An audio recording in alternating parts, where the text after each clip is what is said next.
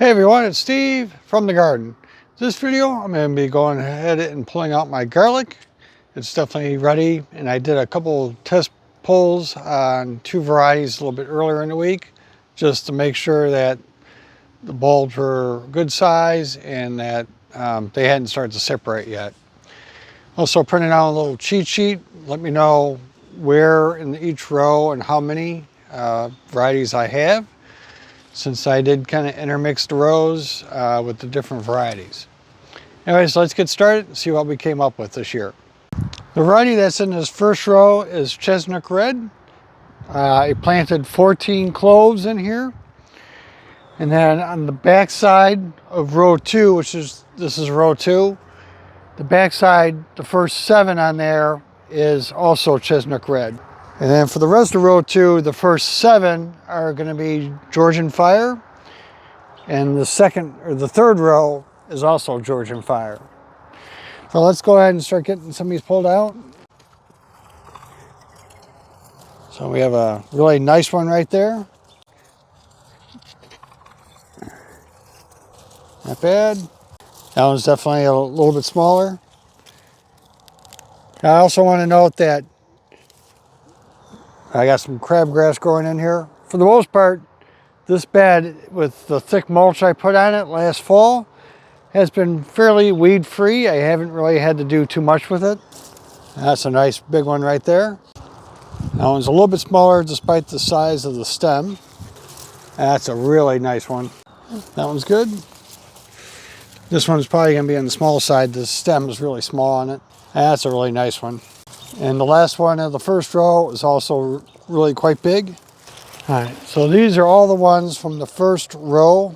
These are all Chestnut Red. Not sure which one is the biggest of the first row, but a couple of these are really quite large. Here we have the Chestnut Red from the second row. Now, these are on average are not as big. I mean, we got a couple nice ones here, but generally these are a little bit smaller for whatever reason. Okay, so next we got the 7 Georgian Fire. So the first couple on here, these are quite nice. Let's see what we got for the rest. Well, the stem on this fourth one is quite thick, but the bulb really isn't any bigger than some of the others. Okay, here we got the first 7 of the Georgian Fire. We do got some nice sized bulbs in here. Okay, the third row, this is all Georgian Fire. Now for Georgian Fire, this is like the second year I've grown them. So the first year for my home saved garlic cloves. And what I've noticed is that varieties that I replant myself, you know, after they get a couple of years in them, they tend to be a little bit larger than, say, the very first year of home saved seed. I think that one right there might be the biggest I've gotten out of the Georgian Fire so far. Although I have another plant over here where the stem is really thick.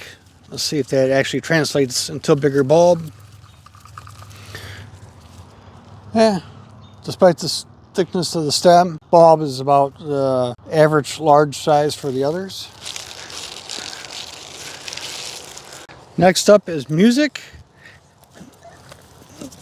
Now, this is a variety that's known for producing very large cloves, not necessarily super large bulbs, although the bulbs do tend to be a little bit bigger.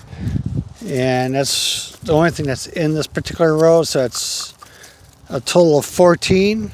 So that bulb right there is pretty good size. For Music, I think this is maybe the 4th year I've replanted my own seed for it.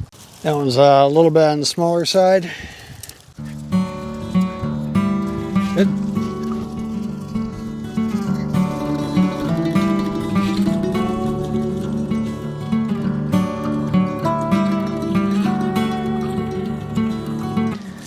That looks about the biggest bulb I've pulled so far for Music.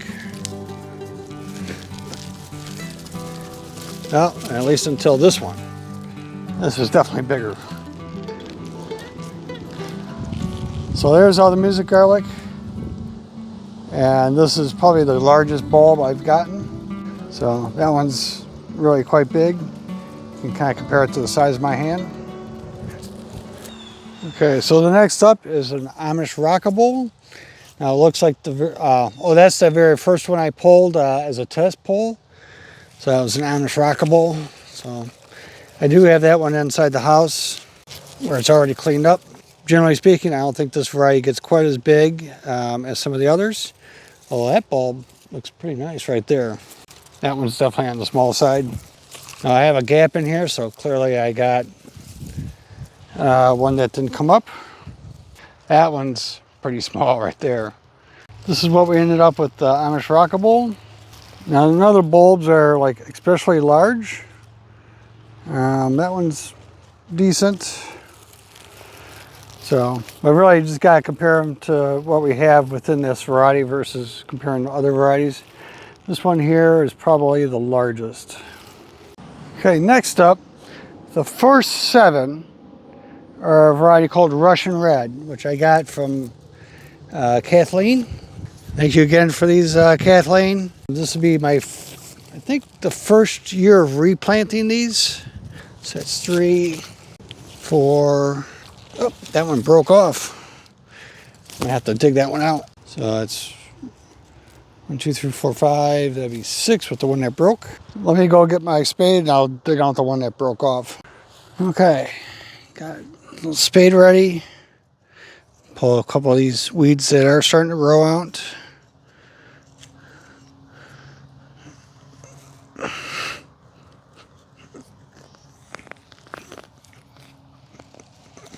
Oh boy, that one's really in there pretty tight. Here we go. And there we have the one that broke off. Now since this one did break, what I will do is I'll kind of sit this one off to the side. And I'll use this one a little bit earlier than all the others. Now last up is a variety called Montana Giant. Kathleen also gave me this variety. This is producing some nice sized bulbs. Okay, there we go. Now I only ended up with 6, even though I planted 7. So that means one of the varieties, or one of the cloves didn't make it over the winter time. But that's what we ended up with. So this is what we ended up with. This is the Chestnut Red.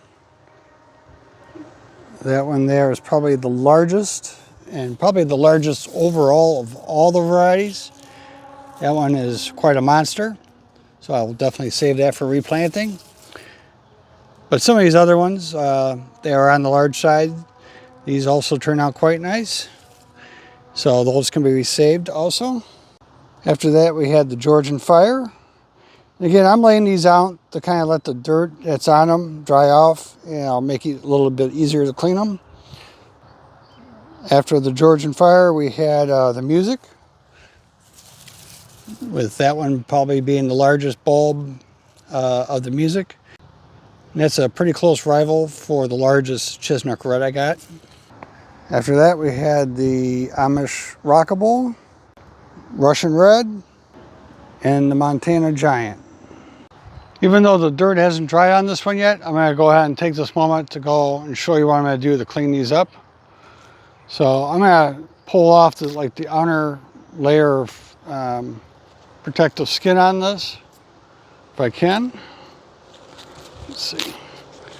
Because then when I peel them, that'll help remove any remaining dirt on there, and you get a nice clean bulb that you can store. So again, we'll just demonstrate that. There we go, and that's nice and clean.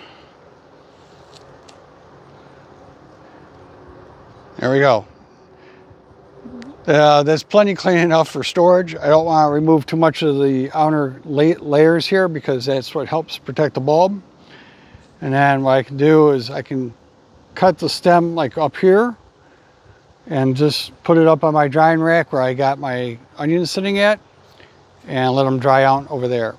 Now once I have all these cleaned up, I will kind of separate out the largest bulbs that I will use for replanting in the fall, and then Everything else will just be for general purpose use. I also want to know that this year my garlic is running a little bit later than what I would consider normal. Typically around 4th of July or so, that's when I'm picking my garlic out of the ground or harvesting it. And now we're closer to like July 20th, so a couple weeks later than normal. I don't know if it was because the spring was a little bit cooler and that kind of delayed them a little bit, but that's what the case is this year. Like this bulb might have actually been in the ground a little bit too long, because you can see, well, you may not be able to see it, but I can see it, is that the outer skin's not as robust as it was on that first one I cleared out. So this is one I will set off to the side to use early on, because it probably won't store as long. It's been about a week since I pulled the garlic out, got it cleaned up, and set it aside for curing. So now the last thing I need to do is go ahead and separate out the garlic bulbs I want to keep for replanting in the fall versus the other ones I'll just use in the kitchen. In terms of storage and separation, I just use paper grocery bags. I just write the variety and that this is my seed. And I put those like underneath my basement steps, kind of like in the back for the seed ones, because I don't want anyone to accidentally grab those. And for anything I'm going to just use for cooking, you know, I just have just the name of the variety. Not that it really matters for cooking that much, but you know, maybe you want a certain variety for a certain purpose. And these I put out toward the front of that storage area underneath the basement steps so that these can be grabbed easily. My music variety, this is a variety that's known for producing very large cloves, not necessarily the largest bulbs. But this year, in terms of growing the garlic for the bulbs, music definitely produced the largest bulb. So this is the music bulb, and this is the chestnut red. And you can see there's quite a bit of size difference between the two.